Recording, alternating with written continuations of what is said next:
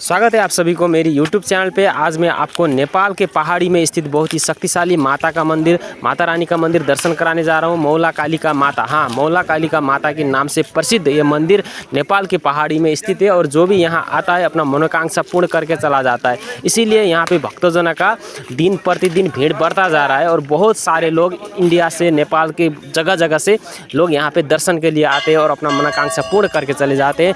पहाड़ी के टॉप में स्थित इस सुंदर मंदिर पे जाने के लिए केबल कार की व्यवस्था है। केबल कार चढ़ के आप लोग केबल कार का आनंद लेके भी जा सकते हो, पैदल चल के भी जा सकते हो और आपको रिक्शा से जाने की इच्छा है, आपको बस से जाने की इच्छा है तो रिक्शा से बस में भी वहाँ पे पहुँच सकते हो। यानी कि तीन मार्ग, पैदल मार्ग, रिक्शा का मार्ग और केबल कार का मार्ग, 3 मार्ग से आप यहाँ तक पहुँच सकते हो और माता काली का दर्शन कर सकते हो, माता रानी की पूजा कर सकते हो और अपनी मनोकांक्षा पूर्ण कर सकते हो।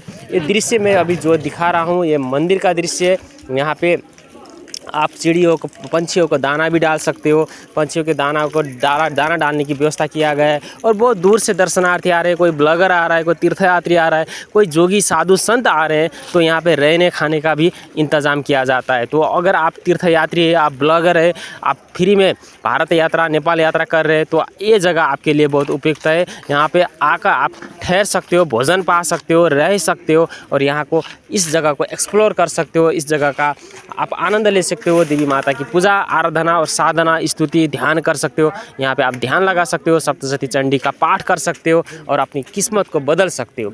आप देख सकते हैं यहाँ पे लाख बत्ती बाला गया है। यहाँ पे लाखों संख्या में बत्तियों को प्रज्वलित किया जाता है ताकि माता रानी हमसे प्रसिद्ध रहे, देश दुनिया में शांति बना रहे, वातावरण शुद्ध रहे। इस उद्देश्य से यहाँ पे इस तरह से बत्तियाँ जलाया जाता है।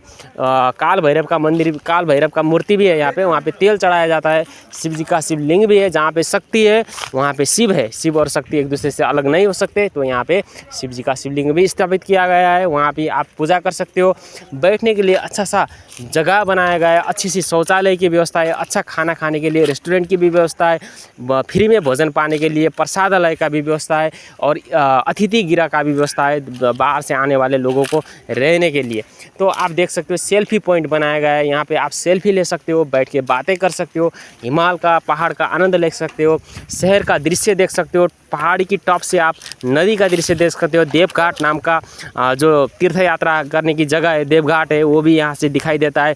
ऐसे आपको यहाँ से नारायणी नदी दिखाई देता है। ऐसे यहाँ से आपको काली गंडकी नदी, जहाँ पे शालिग्राम पाया जाता है, शालिग्राम पाया जाने वाला नदी भी आपको साफ साफ दिखाई देता है। यहाँ से बहुत नज़दीक पड़ते हैं सारे चीज़। आप यहाँ के दर्शन करने के बावजूद आप थोड़ी सी देर में दर्शन करके काली गंडकी नदी भी जा सकते हो, नारायणी नदी जा सकते हो, आप नारायण घाट बाज़ार को एक्सप्लोर कर सकते हो, घूम सकते हो, देवघाट जा सकते हो।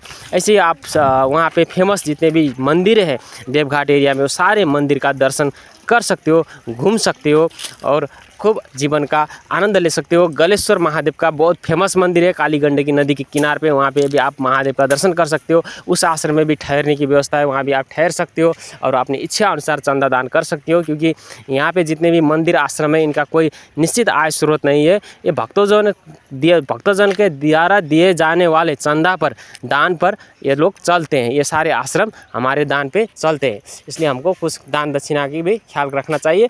ये मंदिर का गेट है, आप इस गेट से अंदर आते हो। जब केबल कार से आते हो तो आप इस मंदिर की गेट से अंदर आते हो और ये अभी मैं चल रहा हूँ सीढ़ियों के रास्ते से। तो सीढ़ियों के रास्ते से चलते हुए थोड़ा सा कैमरा हिल रहा है, मोबाइल हिल रहा है, तो आपको दृश्य हिलता हुआ दिखाई दे रहा है।